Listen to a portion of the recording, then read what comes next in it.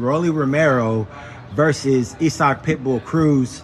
A lot of people saying, including Leonard Ellerby, told me the other day that Isaac Cruz was going to get knocked out cold by Rolly Romero. How do you see that fight, and how do you break that down? You know, I think it's gonna be a great fight because Rolly is one of those guys that puts up good fights. He's in there, he's awkward, he's difficult, but he's got power. He's got power, and I know the odds, and most of the boxing people are thinking that Pibull's gonna beat him. But he's got that power. He's awkward. He could land a punch that people don't see and hurt him and finish him. Me personally, I think Pibull pulls it off. His style is just one of those styles that makes it difficult for everybody. It doesn't matter who he's fighting. He fought Tank and made it pretty difficult for Tank, even though from what I understand, Tank had an injured hand, still made it difficult for him. He's made it difficult for anybody. Those type of styles are always gonna be difficult against anybody. I don't see Rolly as being the most talented fighter out there. Maybe not, smartest in the ring fighter. Not, I don't know, outside of the ring. I don't know. That's neither here nor exactly. there. But inside the ring, he could also be caught into maybe getting into exchanges or maybe fighting, putting up a fight for the fans, and that's where Pibull could take advantage of. I think Pibull has that advantage there. So that's why, plus Pibull's Mexican. I always got to, support the Mexican American fighters, especially guys that we've seen develop, since he started. I got to support him, But I see Pibull pulling it off. It's still not an easy fight. It's still a dangerous fight. And Rollis could easily, like Leonard be saying, and Rollis himself, that he's going to knock him out. It could also happen. A couple days ago, when I talked to Rolly Romero and I asked him about what type of fight he thought that this was going to be, he told me it was going to be an old school Mexican shootout. You hit me, I hit you, and we'll see who falls first. Do you believe that? Isaac Cruz says that he thinks that once he lands a big shot on Rolly, that Rolly is going to start to hold or try to be in retreat mode. What do you see happening? No, I think what Rolly said is what's going to happen. I don't think Rolly's going to. I think people will land, but that's not going to change Rolly, to pull back or to hold out or none of that. I think Rolly's going to put up a good fight. I think it'll be a really, really good fight between both. I don't see Rolly backing out or holding or anything like that. I see Rolly swinging too. Even if he's getting hit, he's still going to be swinging. So I think Pitbull's probably wrong there. I think he's, if he's thinking like that, then he's got something else coming. I think Rolly's not going to back out and hold or anything like that. I think Rolly's going to fight and keep punching until the end. Either he gets knocked out or he lands that punch and wins by knockout. Rolly was pretty happy, or he's been pretty happy.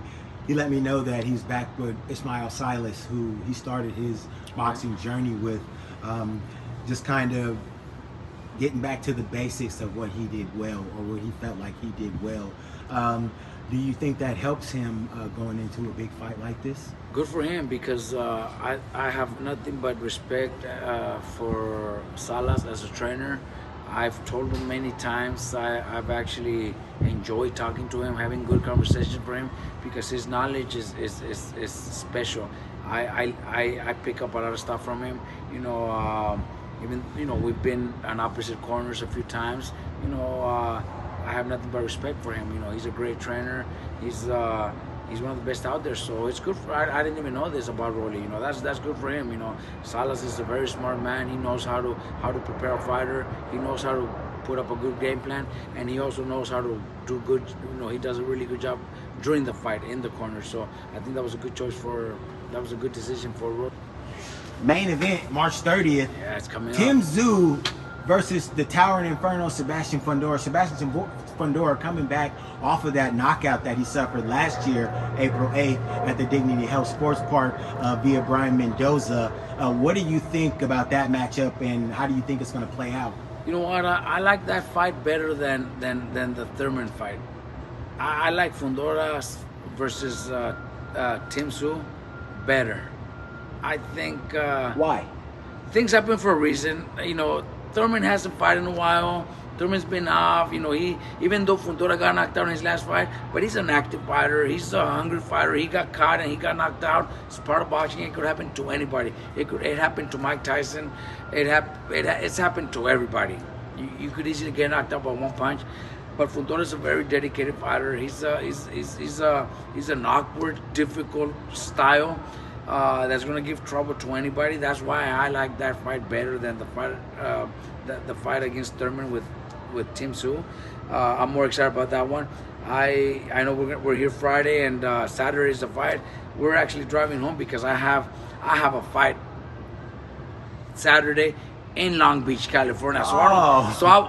If not, I would have gone to the Fundora versus Tszyu fight, because not only that fight, but the whole card's gonna be good. The whole card's full of action. I would have been there, but I have another young fighter fighting in Long Beach, California, so I have to go straight to the fight. But I'm excited about that fight. You know, I think Fundora's gonna put up a good fight. It's not gonna be easy for Tim. You know, Tim is a powerful man, smart man, very, very, very, very smart and powerful. Where I would love to see Fundora pull it up. He's from Southern California. I know him, his dad, his sister. They're very respectful people. I would love to see him become champion. Plus, it's a WBC and it's a WBO. Unification I bout. would love to see him, you know. But I have to give Fundora so much credit and respect for stepping up and taking that fight, because he was already scheduled to fight for the vacant WBC title, where I think he would have won. And he could have become champion of the world. But instead, he's leaving that behind and going in there pushing all his chips to the middle against Tszyu. A very difficult fight for him too. You know, for that itself, man, he could have said no. You know, he already had a signed contract. Nobody could have changed his mind if he would have said, no, I want to stay and fight for the vacant WBC because, you know, I have a better chance of becoming champion there. And he would have been world champion. But instead, he's like, you know what? I like that bigger challenge. I'm going to go out there and challenge Tszyu for the WBO and WBC. So I got to respect him for that, man. You know, win or lose, you got to respect that, man. That, you know, making that decision, you know, it's not an easy decision, and he went for it. You know, knowing that the fight is much, much more difficult, he's willing to do it. That's a fighter that wants to be great, that wants to do history. That's why, win or lose, he'll always have my respect. Well, there you really have it, fight fans. I mean, what can you say? Spending the day with Robert Garcia, man, is just amazing, amazing, amazing. Robert, I'd like to thank you for your time. We'll get downstairs and we'll be seeing you afterward, man. That's right. Good luck in all your fights. Thank you very much. Thank you so much for watching this video, and make sure to subscribe for more videos of your favorite fighters over here on Fight Up TV, and give us a follow online as well at Fight Up TV on Twitter and on Instagram. We appreciate it, guys.